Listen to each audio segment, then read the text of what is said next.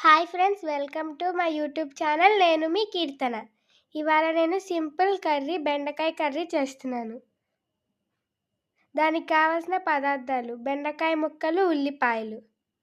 ముందు తాలింపు వేగిన తర్వాత ఉల్లిపాయ ముక్కలు వేసుకొని కలుపుకోవాలి.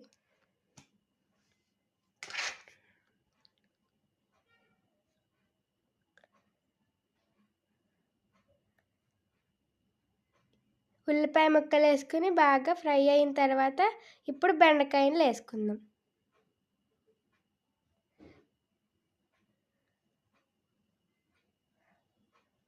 బెండకాయ ముక్కలు కూడా ఇప్పుడు కొంచెం పసుపు వేసుకుందాం. టేస్ట్కి సరిపడినంత ఉప్పు. ఇప్పుడు కొంచెం కారం వేసుకుందాం. మీకు ఎంత కారం కావాలంటే అంత వేసుకోండి. మాకెంత కావాలంటే మేము అంత వేసుకుంటాం.